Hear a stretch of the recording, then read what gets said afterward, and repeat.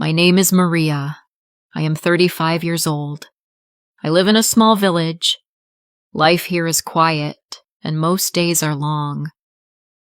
I wake before the sun, light the fire, and start my work. I make coffee, cook breakfast, clean the house, and care for the animals. My hands are rough. My back aches, but I keep going. My husband, Luis, has always been proud and distant. He never notices my work. He never thanks me. Sometimes his words are worse than the long hours of labor. I try to stay quiet.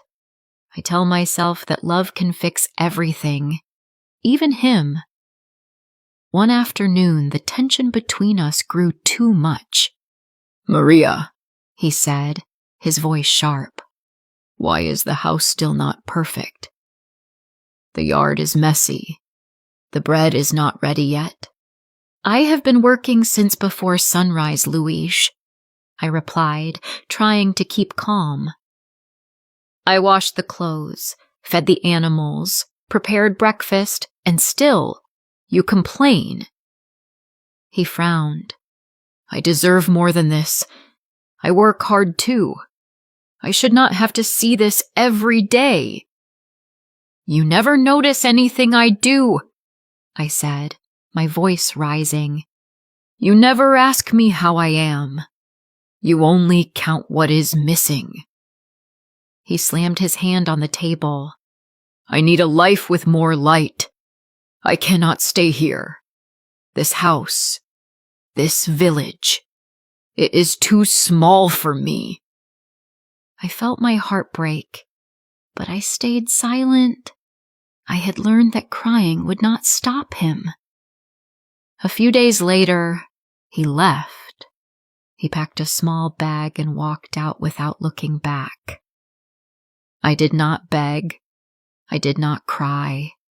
I simply gave him a small lunch and said, "May God go with you." The house felt empty and quiet.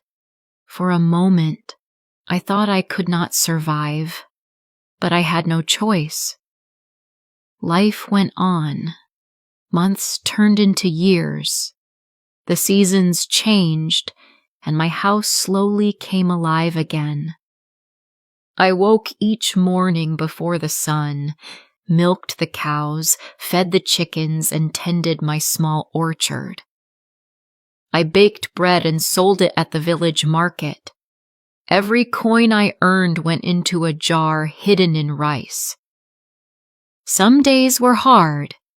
Some days I wanted to give up. But slowly, the house became warm again. I painted the walls, fixed the floor, and made curtains from old cloth.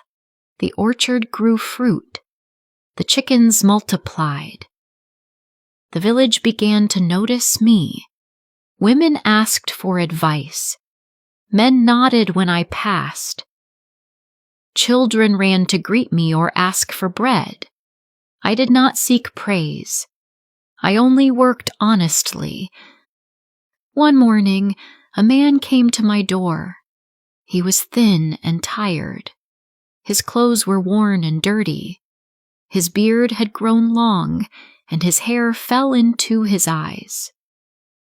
His voice was low and rough. He asked for water and work. Something about him felt familiar. I studied his hands, his quiet movements, the way he looked at the house. But I said nothing. I nodded and said, "Yes, you may work here." He worked hard every day. He repaired fences, fixed the roof, carried wood. I left him a cup of coffee on the porch each morning.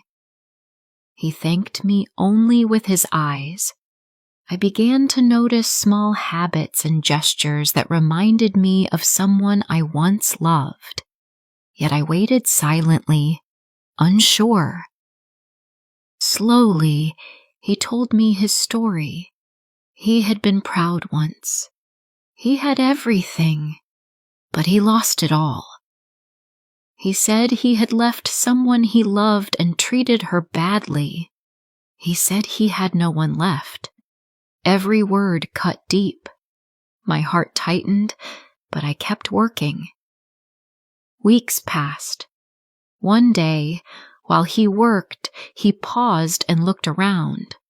He touched the walls, the floor, the small garden. He said softly, "This place, it feels familiar. I think I have been here before." My heart beat fast. Could it be him? I said nothing.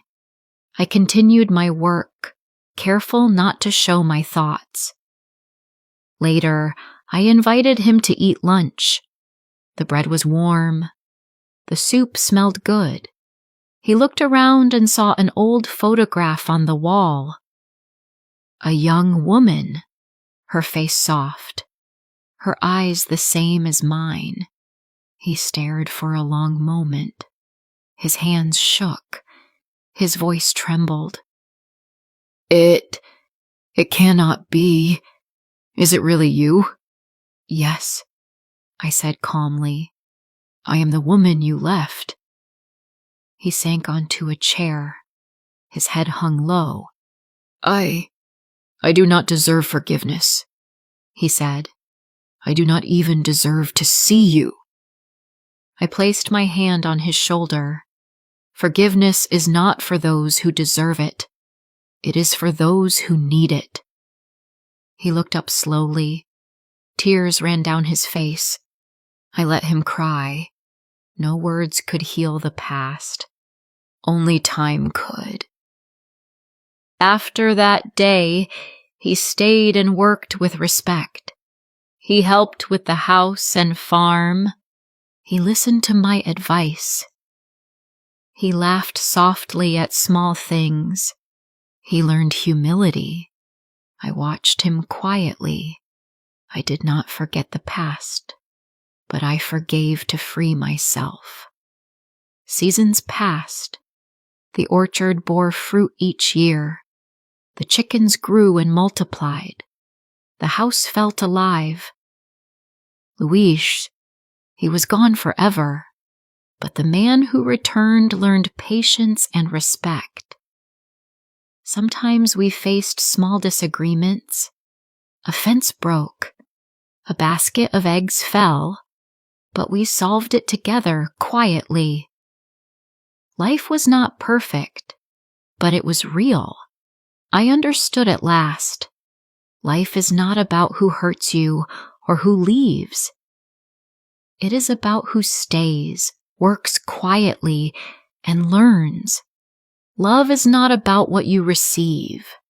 Love is about what remains when everything else is gone.